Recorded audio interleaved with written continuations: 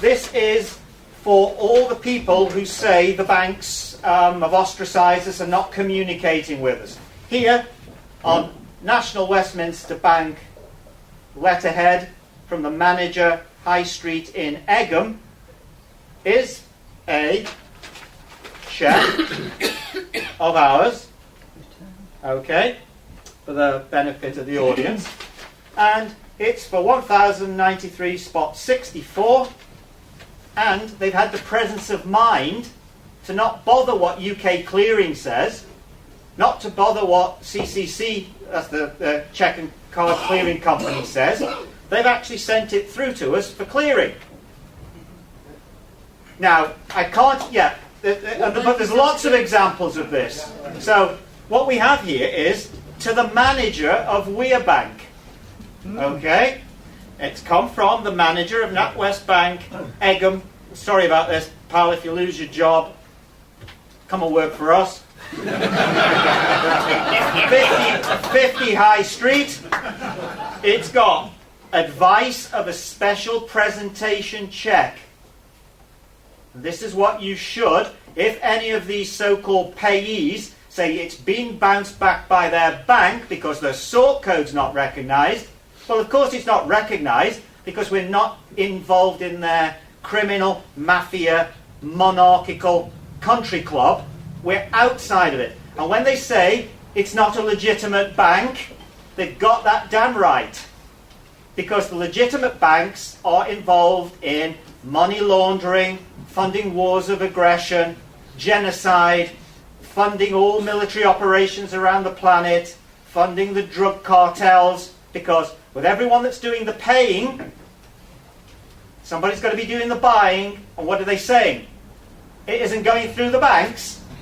So for every shell that hits a wall in Palestine, or every shell from a Kalashnikov that tumbles onto the ground in Rwanda with some child's head blown open, those fat arses of the people sitting in those high street banks telling you that you can't do this when they're actively propping up an organisation involved in criminal acts, genocide, war of aggression, torture, etc., etc. They need it sort of gently bringing home to them, because this is quite passionate and it's very serious.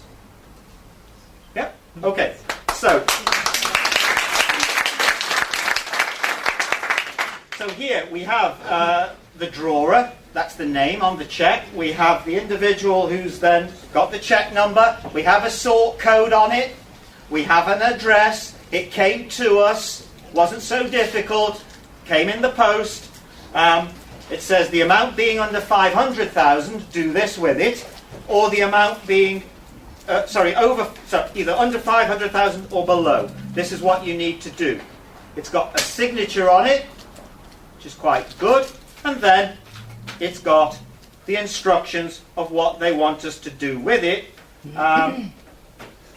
So if you can't do it any of these ways, then they've even put a bank gyro credit on the bottom for us to do that. And if you look at some of the things that like Wesley Ahmed has done with paying British Gas with a bank gyro credit, or what it means when you put a signature on it, in effect what they've done is they've sent you a cheque. Yes. Okay, so that's just to let you know that. And that's not, I brought one along because I could have brought many, but NatWest's a good one. Another one here, from Sedgemoor in Somerset, Finance, Property and Exchequer Team.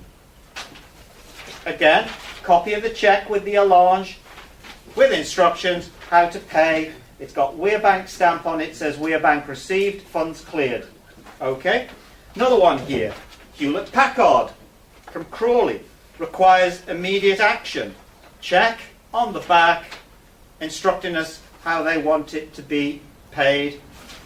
For our international friends out there, various cheques come in.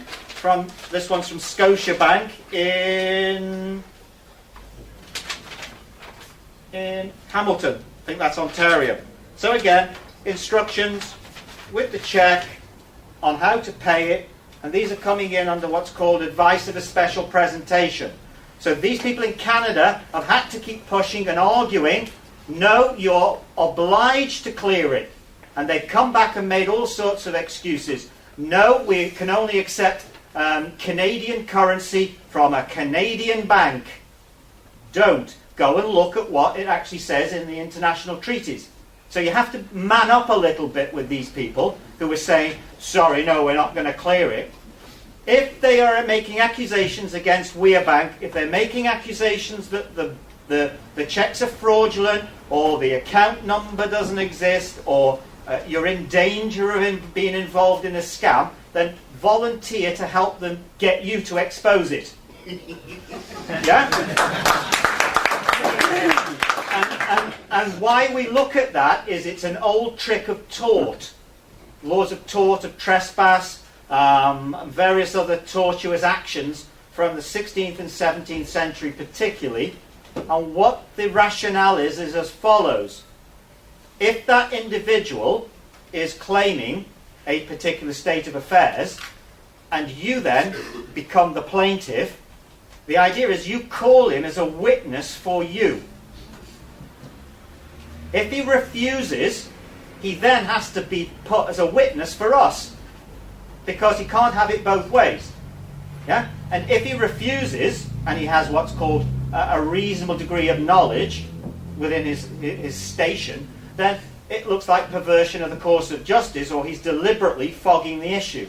So this is why we're trying to do this. If they're making these accusations, fine. 3 or 4 lines explaining why, and lots of lies are coming that they try to present it, but we've turned it down.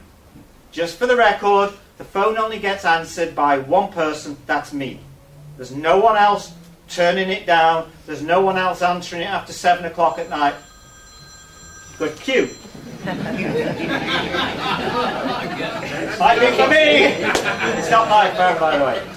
So it's a point here that will come on more and more as we step through this, that these people who are telling you the way it is are just low-level counter staff who are paid to just do whatever, and the main thing is they need to be put on the spot and made to realise what they're actually protecting, what they're upholding, and the sheer criminality and the degree of deceit within these